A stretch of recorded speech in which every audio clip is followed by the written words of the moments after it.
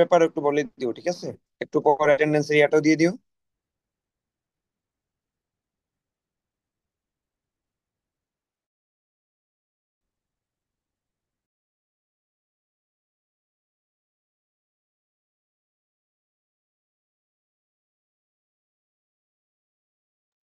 ভাই আমি অ্যাটেন্ডেন্স শিটটা এখনই প্রিন্ট করে রেখে দিচ্ছি, আর তারপরে শুরু হইলে আমি সবাইকে বলে দিচ্ছি।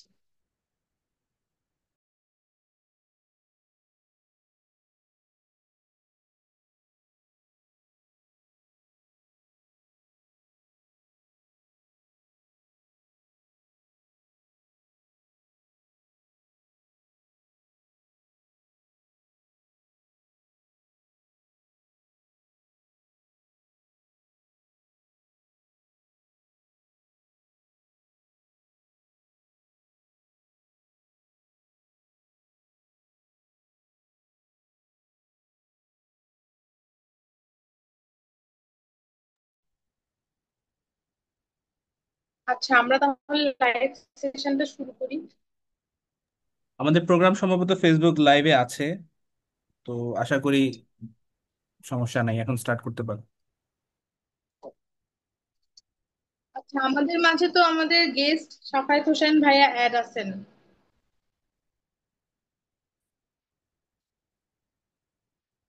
হ্যাঁ, আমি আছি। তো ভাইয়া তাহলে আমরা শুরু করছি। ওকে, সমস্যা নেই।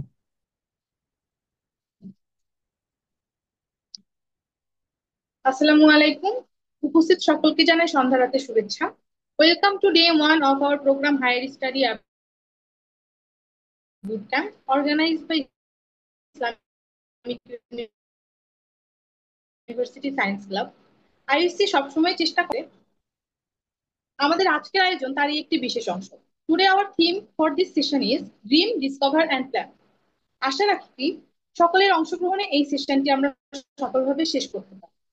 আপনাদের সকলের উপস্থিতি নিশ্চিতকরণে এবং সার্টিফিকেট প্রদানের সুবিধার্থে একটি ফর্ম আমরা চ্যাট বক্সে পিন করে দিয়েছি। সবাইকে অনুরোধ করছি, আপনারা যারা জয়েন হয়েছেন দয়া করে ফর্মটি পূরণ করে দিবেন।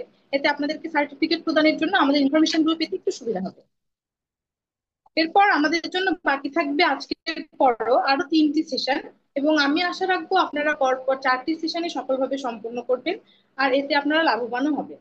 আমরা সবাই জানি dreaming big is the big is the first step towards achieving something great.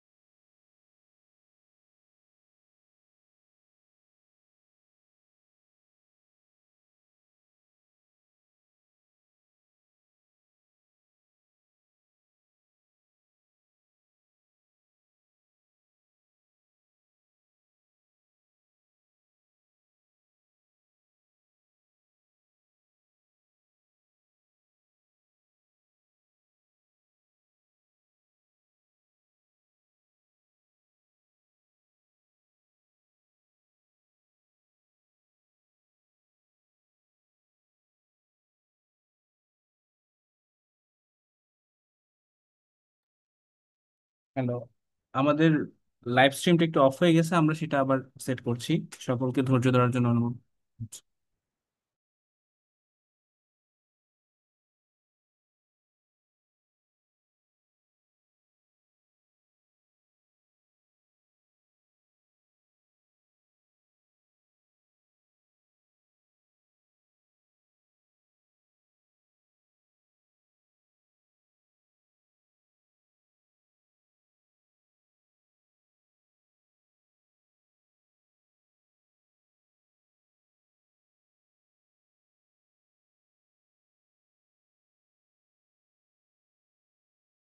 আহ, আমরা খুব সম্ভবত আমাদের ফেসবুক লাইভে যুক্ত হয়ে গেছি। তো সকলকে আজকের এই অনুষ্ঠানে জানাচ্ছি স্বাগতম। আমি সাজ্জাদ হোসেন সৈকত, ইসলামিক ইউনিভার্সিটি সায়েন্স ক্লাবের ভাইস প্রেসিডেন্ট টেকনিক্যাল এবং এই হায়ার স্টাডি অ্যাব্রড বুট ক্যাম্পের কনভেনার। আমি আপনাদের সাথে যুক্ত থাকব প্রতিদিনই। আহ, আজকের আমাদের এই হায়ার স্টাডি বুট ক্যাম্পের গেস্ট স্পিকার হিসেবে রয়েছেন মোহাম্মদ শাফায়াত আলী ভাই, শাফায়াত হোসেন ভাই। আজকের আমাদের টপিক হচ্ছে profile building, university and supervisor research. Ah, এই সেশনের মধ্যে যে যে কি পয়েন্টগুলো থাকবে সেটা হচ্ছে introduction to higher study abroad, profile building, CGPA skills, research work, publication, internships, extra curricular activities, skills and enterprise, then selecting your research interest or topic, how to search and shortlist universities, finding the right supervisor, and sample student profiles and success case study. আমাদের আজকের অনুষ্ঠানের keynote speaker Shafayat Hossain ভাই, তিনি PhD student, data science and engineering at the university of Tennessee, USA. His research focuses on AI-powered computational imaging and high-performance computing, designing scalable algorithm for world-class supercomputers. He is also a Brandon's Research Fellow at Oak Ridge National Laboratory. আমাদের আজকের এই সেশনের সভাপতিত্ব করবেন Islamic university science ক্লাবের সাধারণ সম্পাদক জোনায়েদুল মুস্তফা। তো আমরা আর দেরি না করে আমাদের মূল সেশনে চলে যাই। আমি অনুরোধ করছি আমাদের আজকের কিনোট স্পিকার সাফায়াত হোসেন ভাইকে তার সেশনটি স্টার্ট করার জন্য। আহ, ধন্যবাদ সবাই। আচ্ছা। হ্যালো, আসসালামু আলাইকুম। আমি Safayet Hossain, university of Tennessee নক্সভিলে ডাটা সায়েন্সে পিএইচডি করছি। তাহলে আজকে সেশন শুরু করি। আহ, প্রথম হচ্ছে যে হায়ার এডুকেশনে আমরা মূলত কেন যাব। অনেকের ইচ্ছা থাকে রিসার্চার হবে, অনেকের ইচ্ছা থাকে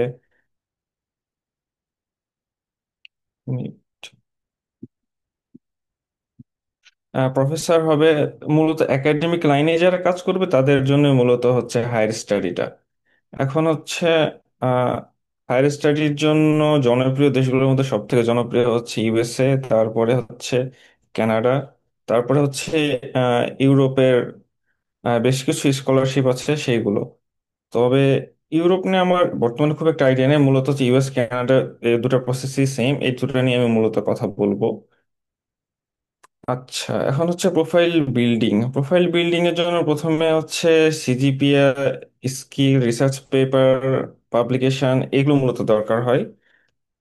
সো সিজিপিএ নিয়ে আসলে তেমন কিছু বলার নাই। সিজিপিএ পুরোটাই হচ্ছে নিজের উপর, নিজে পড়াশোনা করে যত সিজিপিএ আগে রাখা যায় তত অ্যাডভান্টেজ পাওয়া যায়, তত কম্পিটিশন থেকে এগিয়ে রাখা যায়।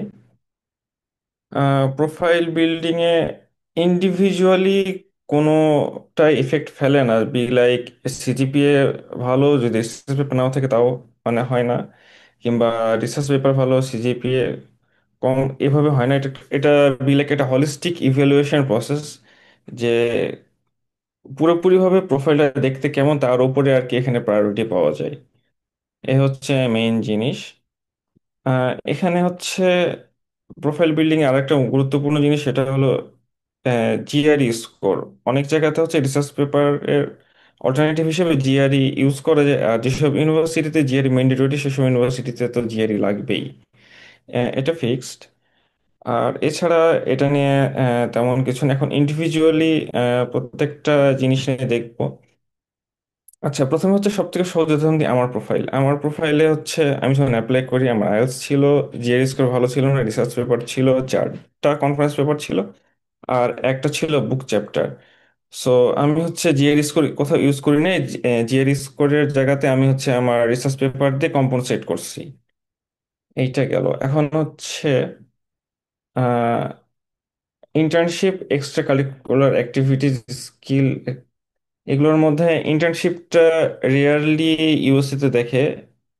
আর এক্সট্রা অ্যাক্টিভিটিস হিসাবে আমি হচ্ছে এখান থেকে বের হওয়ার, আমি আমার আন্ডারগ্রেড কমপ্লিট করার পরে জবে ছিলাম মোটামুটি 1.5 বছর অ্যাজ এ লেকচারার একটা পলিটেকনিক ইনস্টিটিউটে।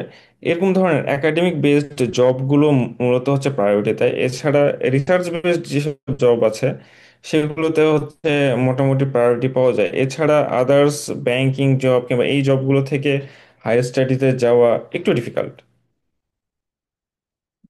এখন হচ্ছে প্রোফাইল, রিসার্চ প্রোফাইল আসলে সিলেক্ট করাটা খুবই টাফ। আহ, এটা এমন না যে আমি হচ্ছে একটা প্রোফাইল ক্রিয়েট করলাম, সরি রিসার্চ ইন্টারেস্ট ক্রিয়েট করলাম, আমি সেটা নিয়ে আমি প্রফেসরের সাথে যোগাযোগ করে চলে যেতে পারবো, এটা এরকম না। রিসার্চ ইন্টারেস্ট হচ্ছে ফাউন্ডেশনটা আসে মোটামুটি থার্ড ইয়ারের শেষ দিক থেকে, ফোর্থ ইয়ার শুরুর দিক থেকে। যে পিএইচডি, সরি, আমার থিসিস, এই থিসিস কিসের উপর হবে? Thesis is kind of a research. তো এই থিসিসের উপর বেস করে যে পাবলিকেশন হয়, আমার হচ্ছে যে থিসিসটাকে আমি পাবলিশ করেছিলাম, ওখান থেকে আমার রিসার্চের যাত্রা শুরু, ওখান থেকে আমার রিসার্চ প্রোফাইল শুরু। আর ওইটা থেকে আমার হচ্ছে রিসার্চ টপিক। কারণ প্রফেসরকে যখন রিচ আউট করা হয় তখন প্রফেসর দেখে যে আমার রিসার্চ এক্সপিরিয়েন্স কি আছে। সো আমরা আন্ডার গ্রাজুয়েট স্টুডেন্ট হিসেবে রিসার্চ ইন্টারেস্ট আমার হচ্ছে থিসিসটাকে শো করি।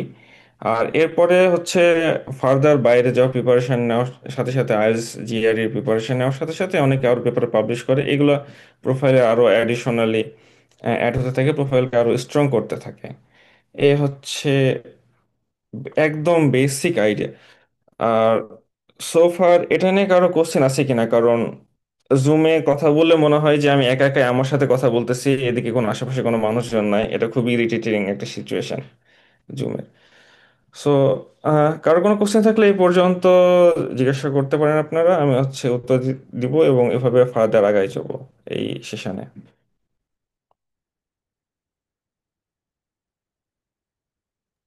আমাদের আজকের অনুষ্ঠানের হোস্ট মিম সম্ভবত আবার রিজয়েন করেছে। মিম, তুমি বাকিটা কন্টিনিউ করতে পারো, ভাইকে তোমার যে কোয়েশ্চেন অ্যান্ড আদার্স গেস্টদের সাথে অ্যান্ড পার্টিসিপেন্টদের সাথে একটা ইন্টারেকশন কন্টিনিউ করো।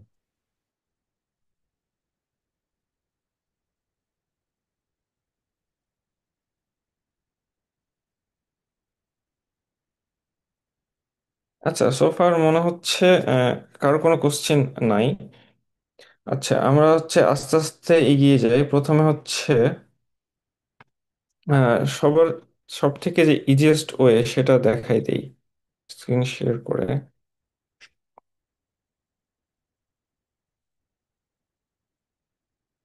আচ্ছা, ইউনিভার্সিটি শর্টলিস্ট করার জন্য আমরা যেটা ইউজ করি সেটা হচ্ছে US news. News news graduate school ranking দিয়ে যদি সার্চ দেই তাহলে এখানে সরাসরি সার্চে গেলে ইউনিভার্সিটির নাম দেখায়। প্রোগ্রাম থেকে বি লাইক, আমি যেহেতু ইঞ্জিনিয়ারিং স্টুডেন্ট, আমি ইঞ্জিনিয়ারিংটা দেখাই স্পেশালিস্ট, আমার আন্ডারগ্রেড ছিল ইলেকট্রিক্যাল।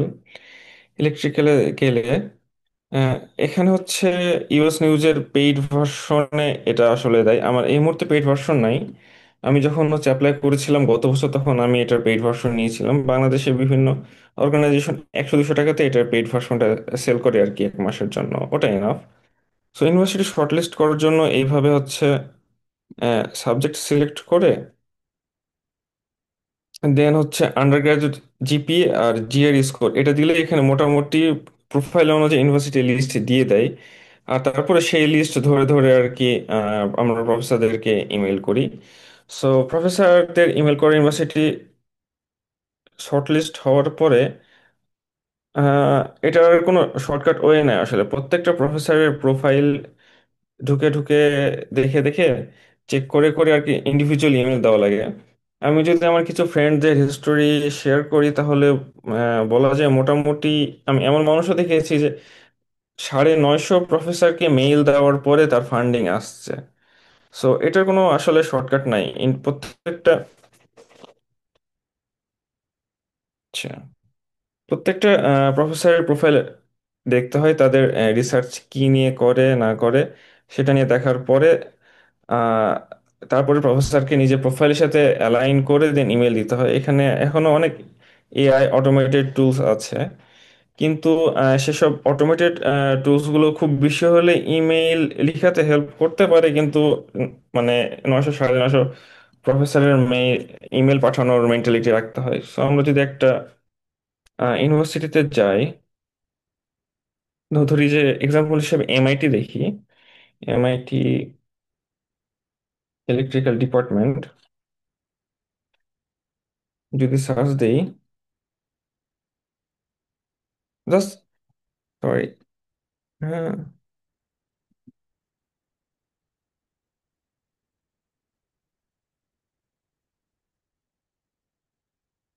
এখানে হচ্ছে পিপুলে হচ্ছে ফ্যাকাল্টি যদি চেক করি, এগুলো বিভিন্ন রকম প্রফেসরের লিস্ট। প্রফেসরের প্রোফাইলে যদি ঢুকি, তাহলে প্রফেসর হচ্ছে যে পার্সোনাল ওয়েবসাইট দেওয়া থাকে, প্রফেসরের ইমেল দেওয়া থাকে।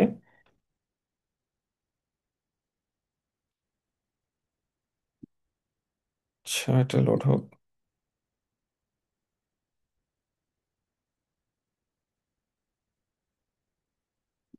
সো এই প্রফেসরের এটা পার্সোনাল ওয়েবসাইট, প্রফেসর কি নিয়ে কাজ করেন না করেন এগুলো সবকিছু এখানে দেওয়া আছে।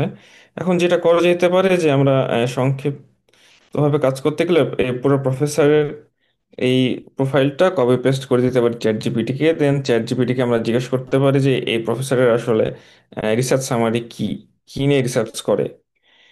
দেন আমরা হচ্ছে আহ, সে অনুযায়ী আমাদের রিসার্চ লাইন করে প্রফেসরকে মেইল দিতে পারি আর কি।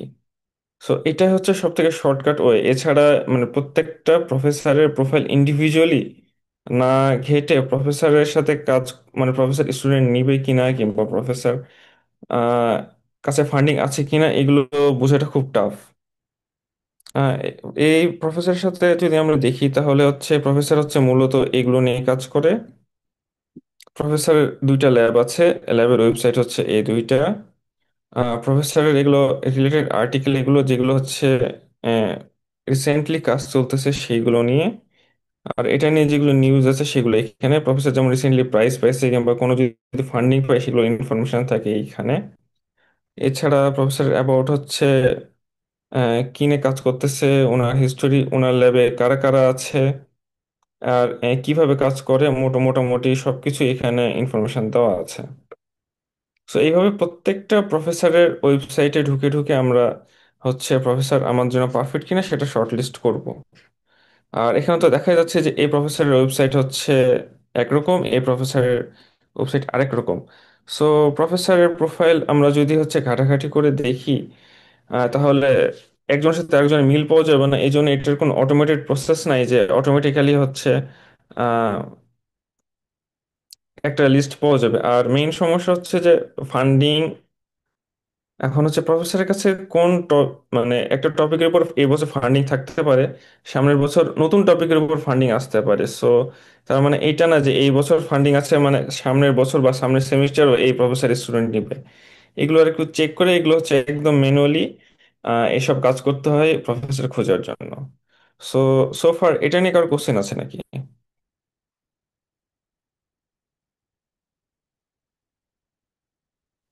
হ্যালো ভাই, আসসালামু হুম, আলাইকুম। ওয়ালাইকুম সালাম। জি ভাইয়া, বলতেছিলাম যে এইখানে আমরা বুঝবো কিভাবে যে আসলে প্রফেসরের কাছে অ্যাকচুয়ালি ফান্ডিং আছে? আসলে এই জিনিসটাতে খুব কনফিউশন। হ্যাঁ, প্রফেসরের প্রোফাইলে ওগুলো ঘাটাঘাটি করে দেখতে হবে যে প্রফেসরের কাছে ওয়েবসাইটে ফান্ডিং আছে কিনা। অনেকে এক্সপ্লিসিটলি শেয়ার করে না ফান্ডিং আছে কিনা, তবে কারেন্ট রিসার্চ ইন্টারেস্ট দেখে প্রফেসরকে মেইল করতে হবে যে সেই স্টুডেন্ট নেবে কিনা। এছাড়া এটার আপাতত কোনো শর্টকাট ওয়ে নাই। ওকে ভাইয়া, বুঝতে সব থেকে ইজিয়েস্ট হচ্ছে প্রফেসরকে একটা মেইল দিয়ে তাকে জিজ্ঞাসা করে সেই স্টুডেন্ট নিবে কিনা, আমার রিসার্চ ইন্টারেস্ট এটা, আপনার সাথে অ্যালাইন হয়, আপনি আমাকে নিবেন কিনা। এর থেকে ইজিয়েস্ট ওয়ে আর নাই। আর এখন এটা আরো ইজি, কারণ চ্যাট জিপিটি বলে চ্যাট জিপিটি একটা সুন্দর করে আর কি মেইল লিখে দিবে, ব্যাস এটুকুই। আর কোনো কোশ্চেন? আচ্ছা ভাইয়া, ভাইয়া ভাইয়া আমার আম, সাধারণ কিছু কোশ্চেন ছিল, সেগুলোর অ্যান্সার দিলে হয়তো সবার আর একটু বুঝতে সুবিধা হইতো। যেরকম একজন প্রফেসরকে অ্যাপ্রোচ করার জন্য ইমেল রাইটিং এর ক্ষেত্রে চ্যাট জিপিটি ছাড়া আমরা এছাড়া কি কি শর্ট টিপস ইউজ করতে পারি, এটা যদি একটু বলতেন।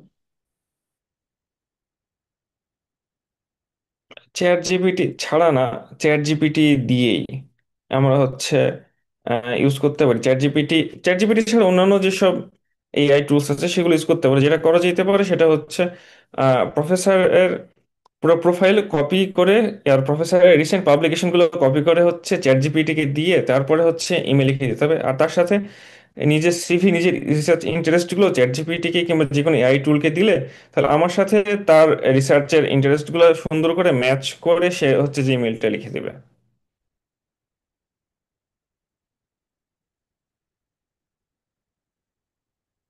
ধন্যবাদ ভাইয়া। ভাই, সুপারভাইজার বাছাই করার সময় আমাদেরকে মানে সাধারণত কোন বিষয়গুলো এড়িয়ে চলার জন্য মাথায় রাখা উচিত? মানে আমরা যখন কোনো সুপারভাইজার বা প্রফেসরকে চুজ করব আমাদের রিসার্চ ইন্টারেস্ট ম্যাচ করার ক্ষেত্রে, তখন সাধারণত কোন বিষয়গুলো আমাদের মাথায় রেখে সেই বিষয়গুলোকে এড়িয়ে চলা উচিত বলে আপনার মনে হয়? আমার ব্যক্তিগত অভিজ্ঞতা থেকে যেটা মনে হয় সেটা হচ্ছে যে প্রফেসর চুজ করার ক্ষেত্রে খুঁতখুঁতে স্বভাবটা থেকে সরে আসা উচিত। বিলাই ইমেল দিতে কোনো টাকা পয়সা লাগে না, চ্যাট জিপিটি ইউজ করতে কোনো টাকা পয়সা লাগে না। প্রফেসরকে হচ্ছে সবগুলো প্রফেসর যাদের সাথে রিসার্চ ইন্টারেস্ট ম্যাচ হয় তাদেরকে সবাইকে মেল দেওয়া উচিত। আর এই ক্ষেত্রে হচ্ছে কোনো ধরনের কিপটামি কিংবা কোনো সংকোচবোধ কিংবা কোনো লজ্জাবোধ এইসব কিছু না করে সরাসরি প্রফেসরের সাথে যোগাযোগ করা উচিত। কারণ লাইক ফর এক্সাম্পল আমি মোটামুটি 150টার উপরে প্রফেসরকে মেইল দিচ্ছিলাম, এটা কম না। অনেকে আছে 400, 450, 500 প্রফেসরকে মেইল দিয়ে ফান্ড পায় না। সো যদি খুঁতখুঁতে কিংবা আগে থেকে যদি নেগেটিভ কিছু নিয়ে আসা হয় তাহলে তার পক্ষে ফান্ড পাওয়া খুব কষ্টকর হয়ে যাবে কিংবা প্রফেসর অ্যাডভাইজার পাওয়া খুব টাফ হয়ে যাবে। সেই জন্য গণহারে সবাইকে হচ্ছে একদিক থেকে সুন্দর করে গুছিয়ে পারফেক্টলি মেল দিতে হবে। আর যখন একজন প্রফেসরকে মেল দিব, আমার হচ্ছে এই 5-6 লাইনের মেইলটাই প্রফেসর পড়ে সে আমাকে নিবে কি নিবে না আর আমার সাথে মিটিং করবে কি না সেটা সে ডিসাইড করবে। সো এক্ষেত্রে এটা খুব সুন্দর করে গুছিয়ে ভদ্রভাবে যতটা ফর্মালি সম্ভব লিখে দেন হচ্ছে সে প্রফেসরের সাথে যোগাযোগ করা উচিত। এখানে হচ্ছে কোনো ধরনের কোনো সংকোচ বোধ না করে সব থেকে ভালো হবে। তারপর যদি আমার 4-5টা প্রফেসর আমাকে হচ্ছে অফার করে, দেন আমি হচ্ছে ডিসাইড করবো যে আমি কোন প্রফেসরের কাছে যাব, সেটা তারপরে, সেটা অনেক পরের হিসাব। এ হচ্ছে মেইন জিনিস। ঠিক আছে ভাইয়া, আমি অনুরোধ করছি আপনাকে আপনার সেশনটা কন্টিনিউ করার জন্য। আর আমাদের পার্টিসিপেন্টের মধ্যে কারো যদি কোনো কোশ্চেন থেকে থাকে তাহলে আমাদের চ্যাট বক্সে বা কমেন্ট বক্সে, লাইভ স্ট্রিমিং এর কমেন্ট বক্সে সেটা লিখে রাখার জন্য অনুরোধ করছি। আমাদের গেস্ট অবশ্যই সেটার উত্তর দেওয়ার চেষ্টা করবে। আচ্ছা, সোফার আর কারো কোনো কোশ্চেন আছে? ভাই, কমেন্টে সম্ভবত দুজন প্রশ্ন করেছে, সরি চ্যাট বক্সে। যে হুম হুম। তন্ময় প্রশ্ন করেছে, ভাই সিজি যদি লো হয় তাহলে কি আইএলটিএস দিয়ে কভার হবে? আর অনলি আইএলটিএস দিয়ে কি ইউএসএ তে হবে এটা? আর পাপ্পু প্রশ্ন করেছে, ভাই আমি ট্রিপল ই এর 4th বর্ষের স্টুডেন্ট। আমি কাজ করছি ইমেজ প্রসেসিং এর উপর। আমার রিসার্চ ফিল্ড থেকে আমি ইসিই এর প্রফেসর ম্যানেজ করা কি পসিবল, নাকি বায়োমেডিকেল এর উপর পিএইচডি করতে হবে? এটা বুঝছি। আচ্ছা, প্রথমে হচ্ছে তন্ময়ের কোশ্চেন অ্যান্সার। সিজি যদি কম থাকে তাহলে আইএলটিএস দিয়ে কি কভার হবে? শর্ট অ্যান্সার হচ্ছে না। আইএলটিএসটা কি? আইএলটিএসটা মূলত হচ্ছে ল্যাঙ্গুয়েজ টেস্ট। এক ইউনিভার্সিটিতে যদি আমি বাংলাদেশ থেকে অ্যাপ্লাই করি আমার ল্যাঙ্গুয়েজ বাংলা, একজন যদি ইংল্যান্ড থেকে অ্যাপ্লাই করে তার ল্যাঙ্গুয়েজ ইংলিশ, একজন যদি অস্ট্রেলিয়া থেকে অ্যাপ্লাই করে তার ল্যাঙ্গুয়েজ ইংলিশ, আর একজন যদি আমেরিকা থেকে অ্যাপ্লাই করে তার ল্যাঙ্গুয়েজ ইংলিশ। তাহলে তাদের সাথে আমার পার্থক্য কি? তাদের সাথে পার্থক্য হচ্ছে ল্যাঙ্গুয়েজটা। সো আমি তাদের ইংলিশ ল্যাঙ্গুয়েজ বুঝি কি না সেটা জানার জন্য আমার আইএলটিএস লাগতেছে। বাকি কিন্তু 4জন পার্টিসিপেন্টের কোনো আইএলটিএস লাগতেছে না, আইএলটিএস লাগতেছে শুধু আমারই। সো আইএলটিএস আমি যদি হচ্ছে যে 9-9ও পাই তাহলে হচ্ছে ডাজন্ট ম্যাটার, এখানে 7ও যা 9ও তা, and end of the day admission committee দেখবে যে আমি তাদের ক্লাসে অ্যাটেন্ড করলে তাদের ল্যাঙ্গুয়েজ বুঝবো কিনা, ওটা হচ্ছে আইএলটিএস। সো আইএলটিএস দিয়ে ফান্ড পাওয়াটা ইংলিশ ডিপার্টমেন্ট ছাড়া টাফ। ইংলিশ ডিপার্টমেন্ট আইএলটিএস দেখবে, আইএলটিএস যত ভালো স্কোর তত ভালো। কিন্তু অন্যান্য সাবজেক্টের জন্য আইএলটিএস দিয়ে হচ্ছে সিজিএ কভার করা যাবে না। এখানে আমি হচ্ছে যে আমার ব্যক্তিগত একটা উদাহরণ শেয়ার, মানে এক্সপিরিয়েন্স শেয়ার করি। আমার স্কুলের এক ব্যাচ সিনিয়র বড় ভাই, উনি বুয়েট থেকে পড়ছেন। উনি থাকে আমার পাশের অ্যাপার্টমেন্টে, এই ঠিক আমার মাথার উপরে এই দিকে থাকে আর কি। সো ভাই হচ্ছে ইলেকট্রিক্যাল থেকে পড়ছে, ভাই এসিজি ছিল 2.73 অর 74 এরকম ধরনের, 2.7 বিলো 3 সিজিপিএ। কিন্তু হচ্ছে ভাই যেটা করছিল গ্রাজুয়েট হওয়ার পর ভাই জিআরই তে ফোকাস করছিল। জিআরই তে ফোকাস দিয়ে ভাই হচ্ছে সম্ভবত 328 তুলছিল জিআরইতে, আর এই কারণে ভাই হচ্ছে ইউএসএ তে ফুল ফান্ড পাইছে। আবার অনেকে হচ্ছে রিসার্চ পেপার দিয়ে এটা কভার করে। সো সিজিপিএ কম্পনসেট করতে গেলে হচ্ছে আইদার জিআরই অথবা রিসার্চ পেপার, এই দুটোর মধ্যে যে কোনো একটা দিয়ে করতে হবে। আর IELTS is just a language test, এটার মিনিমাম রিচ করতে পারলে হইল। এখন হচ্ছে ধরলাম আমার কাছে আমার সিজিপিএ 3.4, আর আরেকজনের সিজিপিএ 3.7, আর দুজনেই যদি হচ্ছে সেম আইএলটিএস স্কোর পায়, ঘুরে ফিরে যায় সিজিপিএ বেশি তাকেই নিবে। আবার হচ্ছে আমার আইএলটিএস বেশি কিন্তু আমার পাবলিকেশন, সরি আইএলটিএস কম পাবলিকেশন আছে, আরেকটা ছেলের আইএলটিএস 9। সো ঘুরে ফিরে যার রিসার্চ এক্সপিরিয়েন্স বেশি প্রফেসর তাকেই নিবে। প্রফেসর হচ্ছে যে ল্যাঙ্গুয়েজ বুঝবা কিনা ক্লাসে এটা খুব একটা প্রায়োরিটি দিবে না, এটা মিনিমাম থাকলেই হয়। এটা হচ্ছে আইএলটিএস নিয়ে একটা ভুল ধারণা, সেটা আমার মনে হয় এটা একটা। আচ্ছা, আর তারপরের কোশ্চেন হচ্ছে আচ্ছা,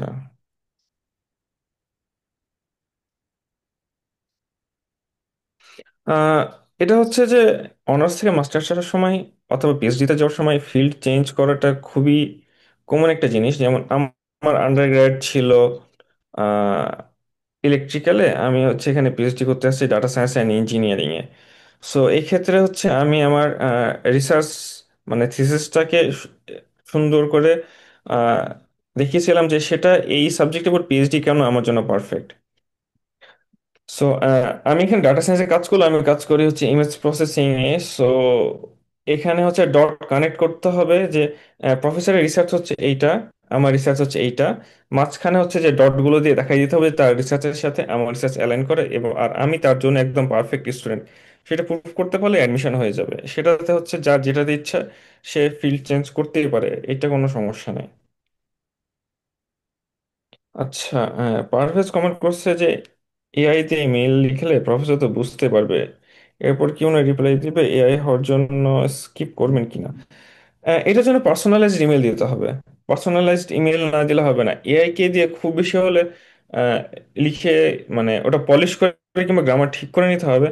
কিন্তু প্রফেসরের রিসার্চ ইন্টারেস্ট যেটা আছে সেটা হলো যে এআই তে সেটা লিখতে যে দেখতে হবে যেন সেই রিসার্চ, প্রফেসরের রিসার্চ ইন্টারেস্ট যেন চেঞ্জ না হয়ে যায়, আর আমার রিসার্চ ইন্টারেস্ট সেটাও যেন চেঞ্জ না হয়ে যায়। আর মাঝখানে যে এই দুটার মধ্যে যে মিল আছে সেই মিলটাকে আর কি মেইলের মধ্যে তুলে ধরতে হবে। তাহলে হবে, এটা সমস্যা নেই।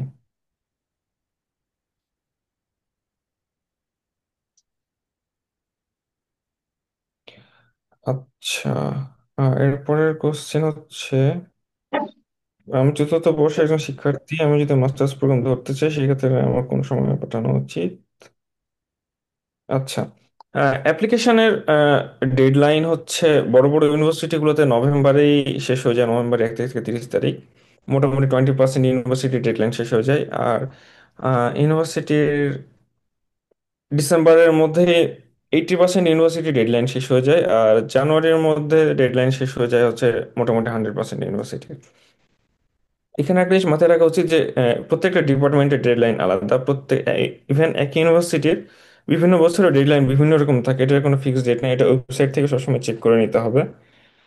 আর অ্যাপ্লিকেশন শুরু হয় আগস্টের 1 তারিখ থেকে সব ইউনিভার্সিটিতে। সো ইমেল যদি দেওয়া শুরু করতে হয় তাহলে হচ্ছে আগস্টের আগ থেকে 1-2 মাস আগে থেকে ইমেল চালানো শুরু করতে হবে। আগস্টের মধ্যেই আহ, মোটামুটি প্রফেসর ঠিক করে দেন ইউনিভার্সিটি অ্যাপ্লিকেশনের দিকে ঝুঁকে যেতে হবে। সো জুন জুলাই আমার মনে হয় একদম পারফেক্ট। আচ্ছা, মেল করার সময় কি কি অ্যাটাচমেন্ট অ্যাড করে মেল পাঠাবো?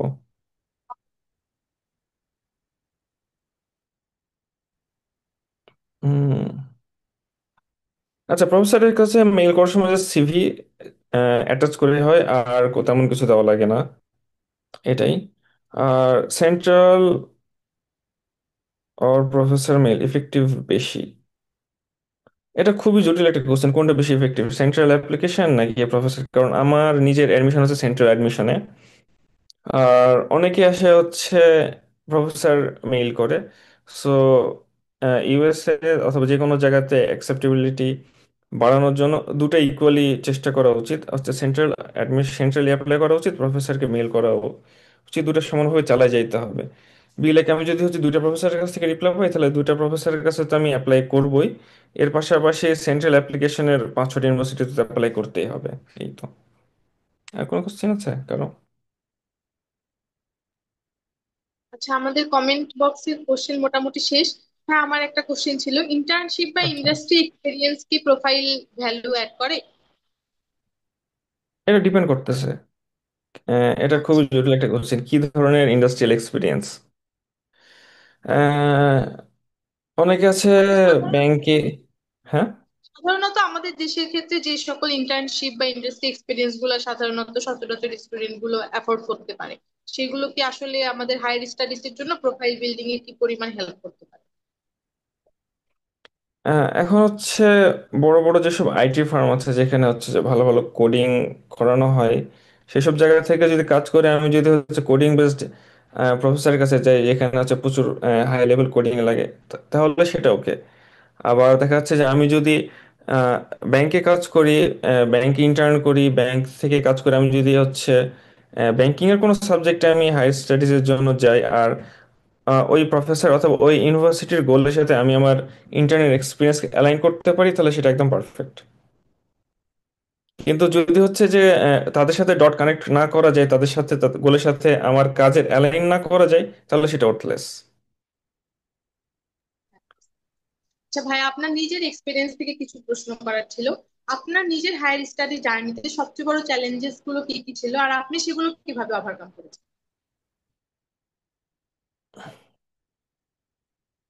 সব থেকে চ্যালেঞ্জ ছিল হচ্ছে আহ, আমার জন্য মনে হয়েছে যে আমার জন্য পারফেক্ট ইউনিভার্সিটি কোনটা সেটা ফিল করে বিয়ে লেগে আমি অনেকগুলো ইউনিভার্সিটি অ্যাপ্লাই করে ফেলছি, কিন্তু স্টিল আমার কাছে ফিল হয় না যে না, এই ইউনিভার্সিটিটা আমার জন্য।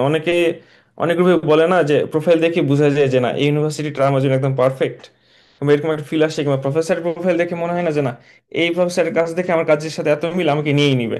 কিন্তু আমার কখনোই মানে এই জায়গাতে ফিল হয় না আর কি। এই জায়গাতে আমি খুব মানে ঝামেলা মধ্যে গেছি যে এই ইউনিভার্সিটি আমার জন্য পারফেক্ট কি না, কিংবা অনেকে সাজেস্ট করছে তোমার এই প্রোফাইলে যে ওই ইউনিভার্সিটিতে অ্যাপ্লাই করো, কিন্তু দেখা যাচ্ছে ওই ইউনিভার্সিটিগুলোর মধ্যে কোনোটাতে আমার হয় নাই।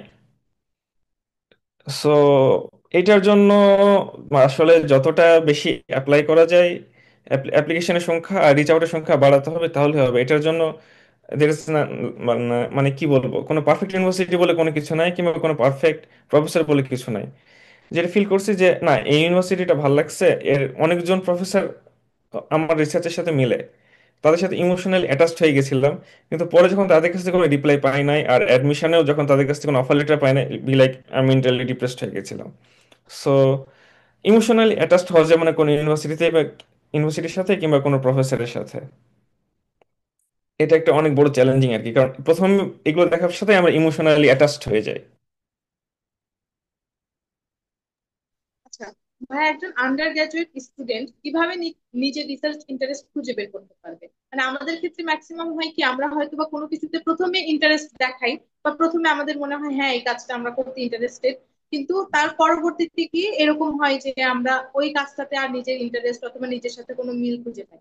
তো এই ক্ষেত্রে কি কোনো শর্টকাট টেকনিক, অথবা আপনি এই ক্ষেত্রে কি বলবেন, আমাদের কি অ্যাডভাইস দিবেন যে আমরা কিভাবে নিজের রিসার্চ ইন্টারেস্টের টপিকটা খুঁজে বের করতে সহজে পারবো? খুব সহজে নিজের টপিক ইন্টারেস্ট বের করার উপায় হলো নিজে চেষ্টা করতে হবে। আমাদের এখানে যেটা হয় যে রিসার্চে ইনভলভ হওয়ার জন্য আমরা প্রথমে যেটা করি, আমরা বড় ভাইকে ধরি অথবা স্যারকে ধরি। বড় ভাই তাদের টপিক অথবা স্যারেরা তাদের টপিক আমাদের উপর চাপায় দেয়, সেটার উপর ইন্টারেস্ট থাকুক না থাকুক সেটা নিয়ে আমরা কিছু দূর আগাই। আগানোর পর সে চাপ নিতে না পেরে, নিজের ইন্টারেস্টের সাথে ম্যাচ না করে, আমরা হচ্ছে সেখান থেকে পালাই আসি। এটা হচ্ছে মেইন জিনিস।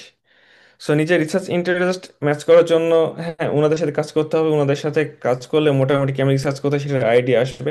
তার পাশাপাশি নিজের যে ইন্টারেস্ট, নিজে আমি আসলে কি করতে চাই সেটা নিয়ে এক্সপ্লোর করতে হবে, সেটা নিয়ে ঘাটাঘাটি করতে হবে। বি লাইক আমি যদি 10টা টপিক ঘাটাঘাটি করি, ওখান থেকে আমার একটা টপিক পছন্দ হইতেই পারে। কিন্তু আমি যদি প্রথমে বড় ভাই অথবা স্যারদের টপিকে কাজ করি, একটা টপিকে কাজ করি, তাহলে দেখা যাবে যে তার বাকিটা জীবন রিসার্চ তার জন্য একটা ট্রমাটাইজ হয়ে যাবে। এটা হচ্ছে মেইন জিনিস, এই নিজেকে এক্সপ্লোর করতে হবে সব থেকে সহজে বের করার জন্য, এর থেকে ইজিয়েস্ট ওয়ে আর কিছু নাই। ভাই আমাদের ক্ষেত্রে দেখা যায় কি আমাদের দেশের ম্যাক্সিমাম স্টুডেন্ট বিদেশে যাওয়ার জন্য হাই সিজি মানে অ্যাফোর্ড করতে পারলেও পরবর্তীতে দেখা যায় যে অনেক সময় স্কিলের জন্য কিছু বেসিক স্কিলের জন্য অনেক সময় পিছিয়ে পড়ে। তো এই ক্ষেত্রে আর্লি স্টেজে যদি আমরা বিদেশে পড়াশোনা করতে চাই তাহলে আর্লি স্টেজে আমাদের কোন স্কিল গুলোর দিকে একটু বেশি ফোকাস রাখা দরকার, এই বিষয়ে যদি কিছু বলতেন। কমিউনিকেশন স্কিল আর প্রেজেন্টেশন স্কিল। ইউএসএ আসার পরে আমি যেটা দেখছি সেটা হলো যে মানুষজন হচ্ছে কোনো সুযোগ পেলে সেই সুযোগটা আগে নেয়, তারপরে হচ্ছে সেটার জন্য কাজ করে। যেমন বাংলাদেশে কি হয়, বাংলাদেশে আমি হচ্ছে অনেকগুলো সফটওয়্যারের কাজ পারি। তারপরে হচ্ছে যে আমার বন্ধুরা কিংবা বড় ভাইরা যদি বলে যে না, এই তুই তো এই সফটওয়্যারের বস, আমরা বলে যে আরে ধুর তুই কি বলিস, এগুলো আমাদের এগুলো কিছুই পারি না। আর ইউএসএ তে বি লাইক, সে কাজ শিখতেছে, আমি যদি বলি হ্যাঁ তুমি কিছু অনেক ভালো পারো, ও আচ্ছা আমি অনেক ভালো পারি, আমি নিজেও জানতাম না আমি ভালো পারি। ইউএসএ মেন্টালিটি হচ্ছে এইরকম ধরনের। ইউএসএ তে যে কাজটা করে যে একটা আইডিয়া আসছে, আইডিয়াটা জাস্ট প্রেজেন্টেশন বানায় বিভিন্ন জায়গাতে পিচ করে বিভিন্ন জায়গা থেকে ফান্ডিং নিয়ে দেন ওই ফান্ডিং দিয়ে আরো ইঞ্জিনিয়ার এমপ্লয় করে ওরা হচ্ছে সে প্রজেক্টটা সাকসেসফুল করে। আর আমাদের বাংলাদেশে আমরা এক্সপার্ট কোডার হয়েও পুরো প্রজেক্ট কমপ্লিট, তারপরে হচ্ছে আমরা সে জায়গাতে সাকসেসফুল হইতে পারি না। কেন? কারণ হচ্ছে আমাদের হচ্ছে কমিউনিকেশন স্কিল আর প্রেজেন্টেশন স্কিল খারাপ। তাই প্রফেসরের কাছে যখন আমরা হচ্ছে ইন্টারভিউ দেই, তখন আমাদের এই প্রেজেন্টেশন স্কিল আর কমিউনিকেশন স্কিলটাই বেশি ইম্পর্ট্যান্ট। এই জায়গাতে নিজেকে কিভাবে বড় করে এক্সপ্রেস করতে হয় সেটা শিখতে হবে, এই স্কিলটা হচ্ছে সব থেকে বড় স্কিল। বাকি সবকিছু শেখা যাবে, সমস্যা নেই। প্রফেসর হচ্ছে যে প্রফেসরের সাথে মিটিং করলাম, প্রফেসর বললো যে আমাকে তুমি এই এক্স প্রোগ্রামিং ল্যাঙ্গুয়েজ দিয়ে ওয়াই অ্যালগোরিদমের কাজটা করে দেখাও। সেটা আমি 1 সপ্তাহ সময় দিব, 1 সপ্তাহের মধ্যে আমি শিখে ফেলতে পারবো। কিন্তু প্রফেসরের সাথে যখন মিটিং এ যাব, তখন নিজেকে সেল করার জন্য যে স্কিল, এই স্কিলটা হচ্ছে মেইন স্কিল, এটাকে মেইনলি অ্যাকোয়ার করতে হবে।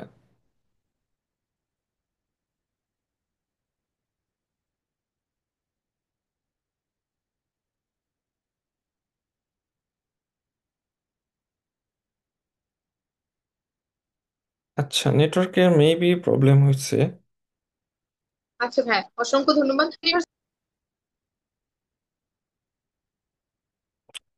আচ্ছা, কোশ্চেনটা আবার রিপিট করলে ভালো হয়, আমি শুনতে পাই না, নেটওয়ার্ক ইস্যু ছিল। সরি ভাইয়া, ইন্টারনেট বিভ্রান্তির জন্য আমরা খুবই আন্তরিকভাবে দুঃখিত। ভাই আমি বলছিলাম যে ইউনিভার্সিটি শর্ট লিস্টিং এর ক্ষেত্রে আমাদের কিছু প্রশ্নের উত্তর দিলে আমাদের জন্য খুবই ভালো হতো। যেমন ইউনিভার্সিটি শর্ট লিস্টিং এর সময় আমরা কোন ক্রাইটেরিয়া গুলোকে সবচেয়ে বেশি গুরুত্ব দিব? যেমন র্যাঙ্কিং, ফান্ডিং, সুপারভাইজার ম্যাচ নাকি লোকেশন? মানে কোন ক্রাইটেরিয়া গুলোর জন্য আমাদের বেশি ফোকাস রাখা দরকার বা বেশি ফোকাস করা উচিত?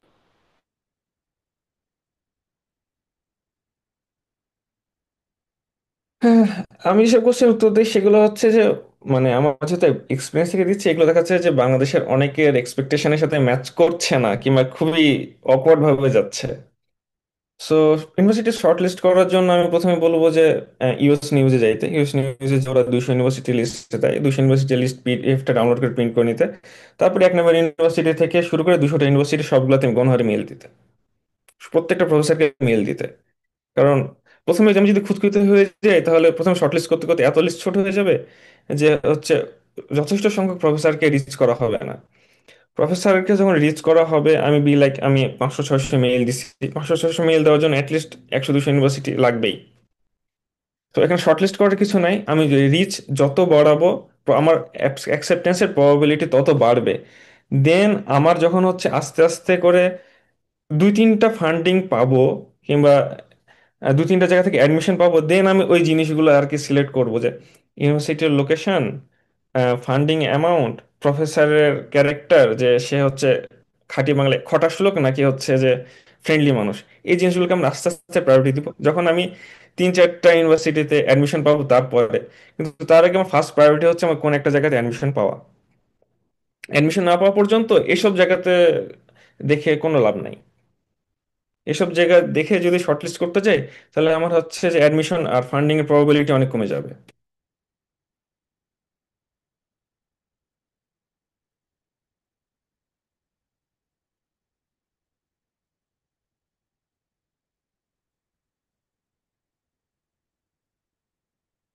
আচ্ছা, আমার মনে হয় আবার নেটওয়ার্ক ইস্যু হয়েছে।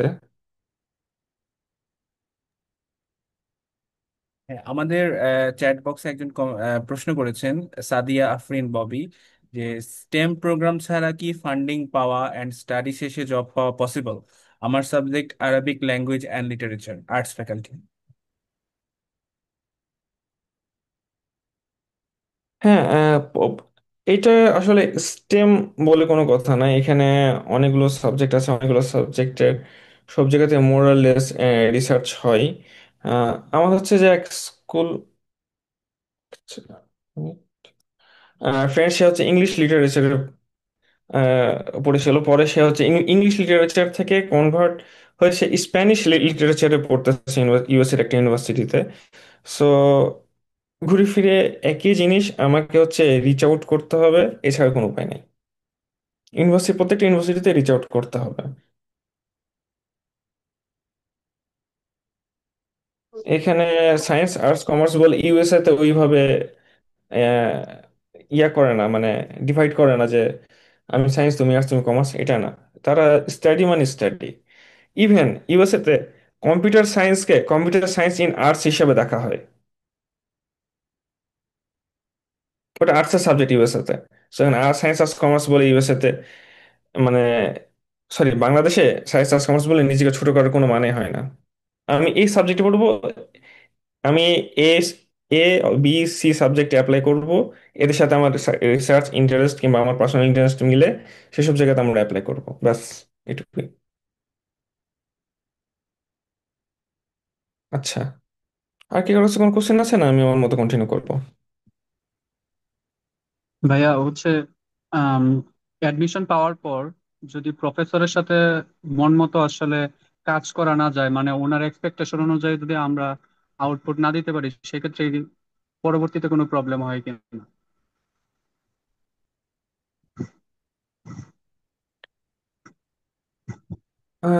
তুমি কি অ্যাডমিশন পাইছো?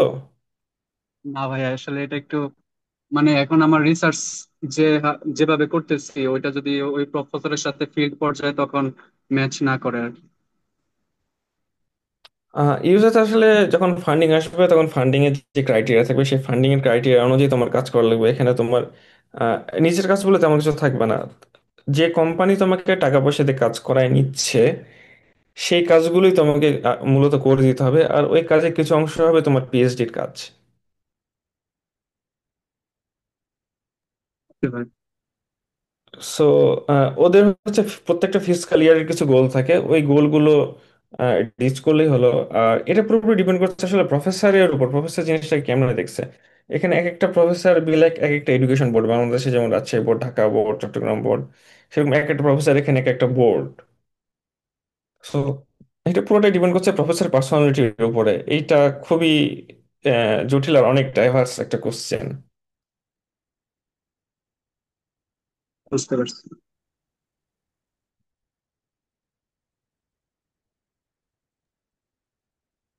ভাই, একজন প্রশ্ন করেছেন যে রিসার্চ টপিক সিলেকশনের জন্য কোন বিষয়গুলো ইম্পর্টেন্স দিতে হবে।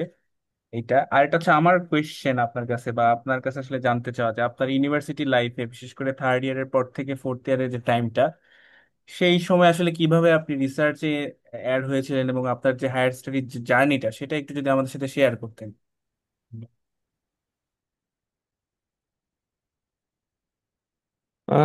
আচ্ছা, ঠিক আছে। রিসার্চ টপিক সিলেকশনের জন্য কোন বিষয়গুলো ইম্পর্টেন্ট দিতে হবে এটা আমি একটু আগে বলেছি। রিসার্চ টপিক সিলেক্ট করার জন্য নিজের যেটা ভালো লাগে সেটাই, এমন কোনো ইউনিফাইড মানে আমি কোনো লিস্ট দিতে পারবো না আসলে যে এইটা কি।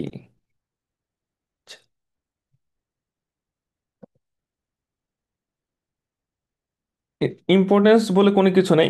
ইম্পর্টেন্স হচ্ছে যে আমি যেটা রিসার্চ মানে আমার ইন্টারেস্ট ম্যাচ করছে, আমার ভালো লাগছে, সেটাতেই নিজেকে ওই ফিল্ডের উপর এক্সপার্ট করে তোলা, আর ওইটাতে কিছু পাবলিশ করে, বি লাইক প্রুফ।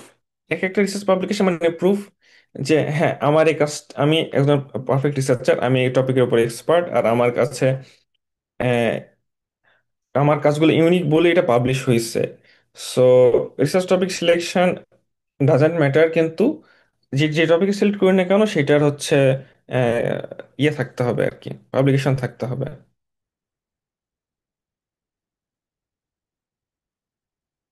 আচ্ছা, সাজ্জাদ হোসেন সৈকত যে কোশ্চেন করেছিল যে থার্ড ইয়ারের পরে আমি কি করছিলাম। থার্ড ইয়ারের পরে আমি ফার্স্টে অ্যাডভাইজার, মানে থিসিস সুপারভাইজার সিলেক্ট করছিলাম হচ্ছে ইয়া নিয়ে, কন্ট্রোল সিস্টেম নিয়ে, রোবোটিক্স নিয়ে। কিন্তু ওইটা নিয়ে কিছুদিন কাজ করার পরে আমার কাছে মনে হলো যে না, এই জিনিসটা বাইরে থেকে যতটা ফ্যান্সি দেখায় আসলে জিনিসটা আমাকে ভিতর থেকে অতটা টানতেছে না। তারপরে আমি হচ্ছে 6 মাস পার করার পরে ফোর্থ ইয়ারে কাজ করলাম হচ্ছে মেশিন লার্নিং এআই নিয়ে কাজ শুরু করলাম, যে এটা তারপরে এটা আমার কাছে মনে হয়েছে যে না, এটা নিয়ে কাজ করা যাইতে পারে। তারপরে আমি হচ্ছে মেশিন লার্নিং দিয়ে ব্রেন সিগন্যাল অ্যানালাইসিস এর কাজ করি। ব্রেন সিগন্যাল অ্যানালাইসিস কাজ করতে করতে মনে হয়েছে যে না, এই ফিল্ডে আসলে খুব একটা আগানো যায় না। মেশিন লার্নিং এ কিংবা এআই রেখেই আমাকে আরো একটু আগায় যেতে হবে। তারপরে ঘাটাঘাটি করে দেখলাম যে ইমেজ প্রসেসিং এর সেকশনটা আমাকে ভালো টানতেছে। তারপর সেটা নিয়ে আমি কন্টিনিউ করি, সেটা নিয়ে কাজ শিখে নিজে আরো রিসার্চ পেপার পাবলিশ করি। প্রত্যেকটা রিসার্চ পেপারে এক এক একটা প্রুফ যে আমি এই ফিল্ডে আগায় যাচ্ছি। এই তো এইভাবে আগাতে আগাতে আর কি এখন আমি হচ্ছে ওই টপিকের উপরই কাজ করতেছি। এটা জাস্ট ট্রায়াল অ্যান্ড ইরর, যে কিভাবে কি করতে হবে, মানে আমাকে নিজেকে জাস্টিফাই করতে হবে প্রত্যেকটা কাজ দিয়ে, ট্রায়াল অ্যান্ড ইরর দিয়ে, এটাই। আর আমার প্রথমে থেকে যেহেতু ইচ্ছা ছিল ইউএসএ আসার জন্য, আমি হচ্ছে যে আমি আমার অনার্স এর থিসিসটাকে এমনভাবে করছিলাম যে এটাকে একটা পেপার হিসেবে পরে পাবলিশ করা যায়। তারপরে আমি একটি পাবলিশ করেছিলাম। এই তো। আচ্ছা, বুস্টার কোশ্চেন করছে হচ্ছে ইউএসএ এর ইউনিভার্সিটিগুলোর জন্য, যেমন ইউএস নিউজ আছে। আচ্ছা, ইউরোপের জন্য আছে কিনা। কিউ কিউএস র্যাঙ্কিং বলে একটা র্যাঙ্কিং আছে, ওটা হচ্ছে ইউরোপ অস্ট্রেলিয়া এদের জন্য আর কি মোটামুটি র্যাঙ্কিং করে। তবে ইনডেপথ আমার আইডিয়া নাই। কিউএস র্যাঙ্কিংটাই মোটামুটি সবাই ইউজ করে।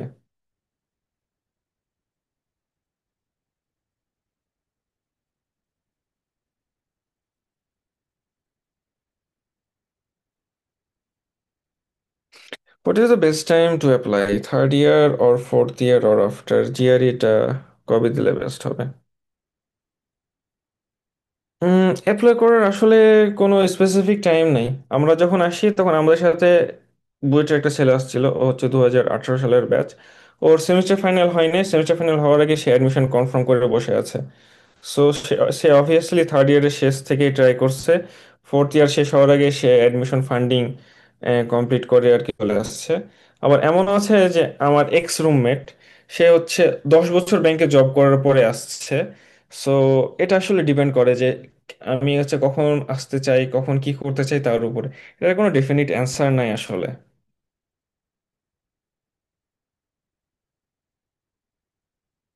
আচ্ছা, অ্যাট প্রেজেন্ট বায়োলজিক্যাল সায়েন্সের জন্য ইউএসএ কতটুকু সুইটেবল হবে? আসলে সাবজেক্ট ওয়াইজ ওভাবে ডিপেন্ড করে না। সব সাবজেক্টের জন্যই মোটামুটি মোরাললেস সবাই এখানে কাজ করে ওই টপিকের উপরে। খাঁটি বাংলায় বলতে গেলে হচ্ছে যে তুমি প্রফেসরকে পড়াইতে পারতেছো কিনা, প্রফেসর ইউনিভার্সিটিকে পড়াইতে পারলে তোমার অ্যাডমিশনের ফান্ড কনফার্ম। কোনো ভালো খারাপ বলে কোনো কিছু নাই। আর এখানে হচ্ছে পার্সোনাল ইন্টারেস্ট ডিপেন্ড করে যে না আমি ইউরোপে যাব, না আমেরিকাতে যাব, না অস্ট্রেলিয়া যাব, সেটা একটা ফ্যাক্ট। তবে মাথায় রাখতে হবে প্রত্যেকটা ইউনিভার্সিটির অ্যাডমিশন প্রসেস আলাদা। ইভেন এক ইউনিভার্সিটির বিভিন্ন ডিপার্টমেন্টের অ্যাডমিশন প্রসেস আলাদা। যেমন আমার ডাটা সায়েন্সে হচ্ছে সেন্ট্রাল অ্যাডমিশন, ইলেকট্রিক্যালে হচ্ছে প্রফেসর ম্যানেজ করতে হয়। আবার আমার ইউনিভার্সিটিতে যে ইয়াতে মাইক্রোবায়োলজি আর ফিজিক্সও central admission. So department wise জিনিসগুলো ভ্যারি করে আসলে। মানে একই ইউনিভার্সিটি ইউনিভার্সিটিতে ভ্যারি করে, তার পাশাপাশি ডিপার্টমেন্টও আর কি ভ্যারি করে যে কোনটা বেশ মানে সুইটেবল কিনা। আচ্ছা, এখন হচ্ছে ইউনিভার্সিটি শর্টলিস্ট গেল। ইউনিভার্সিটি শর্টলিস্ট করার সময় আরেকটা জিনিস মাথায় রাখতে হবে যে ইউনিভার্সিটি কি সেন্ট্রালি অ্যাডমিশন নেয় নাকি হচ্ছে প্রফেসর ম্যানেজ করতে হয়। যে ডিপার্টমেন্টগুলো আর যে ইউনিভার্সিটিগুলো বলে হচ্ছে সেন্ট্রালি অ্যাপ্লাই করতে হবে, ওদের প্রফেসরকে মেল দিয়ে দিয়ে দুনিয়া উল্টে ফেললো, ওখান থেকে মেলের কোনো রিপ্লাই পাওয়া যাবে না। উল্টা হচ্ছে আমার নিজেরই ক্ষতি, আমি নিজে মানসিকভাবে ভেঙে পড়বো যে এতগুলো মেল পাঠালাম, রিপ্লাই পাচ্ছি না। এই জন্য আর কি প্রথমে ইউনিভার্সিটির ওয়েবসাইট ঘেটে ঘেটে দেখতে হবে যে ইউনিভার্সিটি কি সেন্ট্রালি নিবে নাকি প্রফেসর ম্যানেজ করতে হবে। দেন অ্যাপ্লাই করতে হবে, প্রফেসরদেরকে মেইল করতে হবে। আরেকটা ইজিয়েস্ট হচ্ছে ইন্টারন্যাশনাল অফিসে মেল দাও। যে কোনো কোশ্চেন থাকলে ইন্টারন্যাশনাল, প্রত্যেকটা ইউনিভার্সিটির ইন্টারন্যাশনাল অফিস থাকে, তাদেরকে মেইল দিলে তারা এইসব কোশ্চেনের অ্যান্সার বলে দেয়। সো আমি আমার পার্সোনাল এক্সপিরিয়েন্সটা শেয়ার করি। আমি যেটা করছিলাম যে আমি ইন্টারন্যাশনাল অফিসে প্রথমে মেইল দিছিলাম কয়েকটা কোশ্চেন ধরে রেখে। এক নম্বর ছিল সেন্ট্রাল অ্যাডমিশন নাকি প্রফেসরকে মেইল করতে হবে। সো যদি এটা অ্যান্সার ছিল সেন্ট্রাল অ্যাডমিশন, তাহলে সেন্ট্রালি অ্যাপ্লাই করে দিতাম যদি আমার সাথে ম্যাচ হইতো। আর প্রফেসর মেইল করলে মেইল করতাম। দুই ছিল আমার জিআরই দেওয়ার কোনো ইচ্ছা ছিল না। সেই জন্য সেকেন্ড কোশ্চেন ছিল হচ্ছে জিআরই কি ম্যান্ডেটরি না, জিআরই ওয়েভ করে দিবে, অথবা এটা না থাকলে কোনো সমস্যা নেই। সেটাও একটা জিনিস জিজ্ঞেস করে নিতাম। ওরা যদি বলতো যে না, ভালো রিসার্চ এক্সপিরিয়েন্স থাকলে আমি জিআরই ওয়েভ করে দিব, তাহলে সেটা আমার একটা প্রায়োরিটি লিস্টে থাকতো। কারণ আমি জিআরই স্কোর ছাড়া জিআরই স্টুডেন্টদের সাথে কম্পিটিশনে যাচ্ছি। আর যদি বলে যে জিআরই নাই, তাহলে তো আমার ঈদ লেগে গেল, আমি হচ্ছে কর্নার সব প্রফেসরকে মেল করা শুরু করলাম। এই জিনিসগুলো আর কি আমি নিজে ফলো করছি ইউএসএ তে অ্যাপ্লাই করার জন্য। তাহলে ঝামেলা অনেক কমে যায়, কারণ মোটামুটি 40% ইউনিভার্সিটি হচ্ছে সেন্ট্রাল অ্যাডমিশন, আর 60% ইউনিভার্সিটি হচ্ছে প্রফেসরকে মেল করা লাগে। সো এই জিনিসটা খেয়াল রাখলে আর কি আমাদের কষ্ট অনেক কমে যায়। তাহলে হচ্ছে যেগুলো সেন্ট্রাল অ্যাডমিশন ইউনিভার্সিটি, ওগুলোতে আমি হচ্ছে অযথা মেইল করে আমার এনার্জি কেন নষ্ট করব। আচ্ছা, অ্যাজ এ বিজনেস স্টুডেন্ট,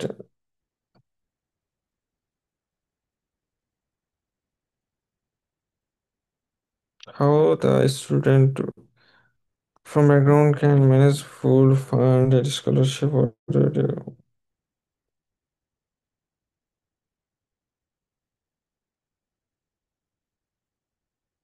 আচ্ছা, আবু হানিফ আহ, যে কোশ্চেনটা করছে যে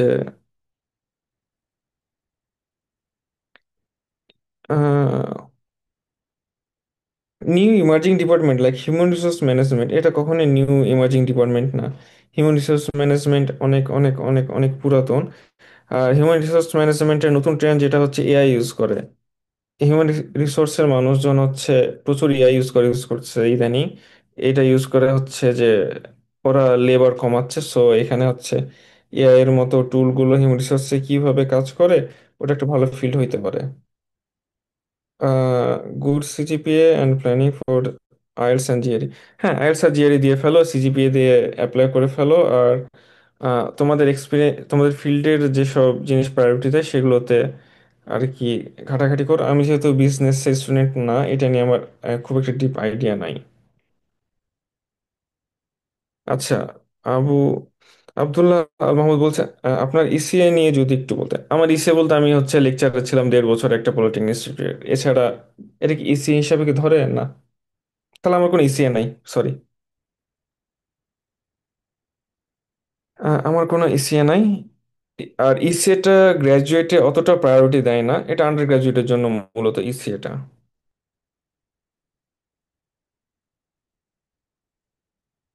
আচ্ছা, পাপ্পু জিজ্ঞেস করছে আইএলটিএস এর রিপ্লেসে অনেকে ডুলিঙ্গো দিয়ে ইউএসএ তে অ্যাপ্লাই করে।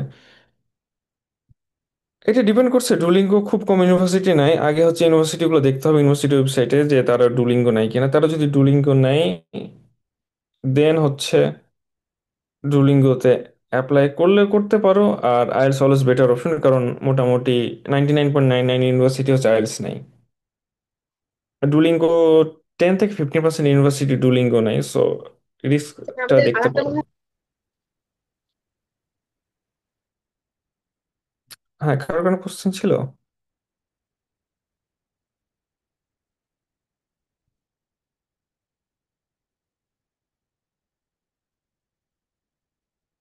হ্যালো, আমার কথা কি শোনা যাচ্ছে? জি ভাই, শোনা যাচ্ছে।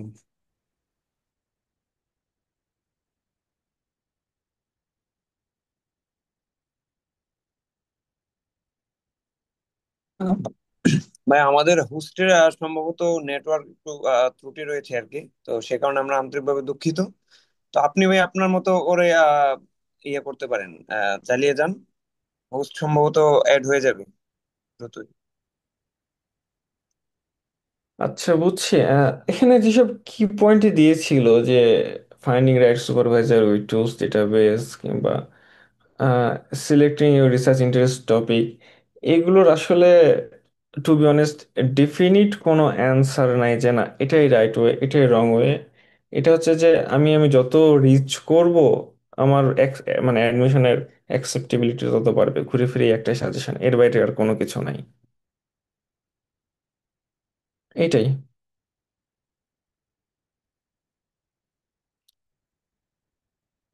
আর কারো কোনো পার্সোনালাইজ কোশ্চিন করলে করা যাইতে পারে, আর না হলে আমি মোটামুটি আর 20 মিনিটের মতো সময় দিতে পারবো। আচ্ছা ভাইয়া, ঠিক আছে। আহ আমার একটা কোশ্চেন ছিল যে অনেকে দেখা যায় যে যখনই সিজিপিএ এর ঘাটতি পড়ে যায় কোনো কারণে, হয়তো বা সিজিপিএ তার মন মতো হয়নি, বিদেশে যাওয়ার জন্য যতটুকু দরকার হয় স্বাভাবিকভাবে আমরা ধরে রাখি, তো সেক্ষেত্রে এক্সট্রা কারিকুলার অ্যাক্টিভিটিস অথবা লিডারশিপ অ্যাক্টিভিটিস কি সিজিপিএ এর ওই ঘাটতিটাকে কোনোভাবে পূরণ?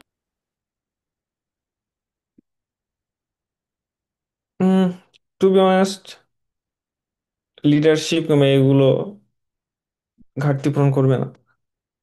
একজন ধরি একজন বায়োলজিক্যাল ডিপার্টমেন্টের প্রফেসর যে জিনেটিক্স নিয়ে কাজ করে, সে জিন অ্যানালাইসিস নিয়ে কাজ করে ফর এক্সাম্পল, সে যদি কোনো একটা ভাইরাসের জিন নিয়ে কাজ করে তাহলে প্রফেসর খুঁজবে ওই ভাইরাসের ওপর কার এক্সপার্টিস আছে, সে লিডারশিপ দিয়ে তার ভাইরাসের জিন ডিকোড করতে পারবে না।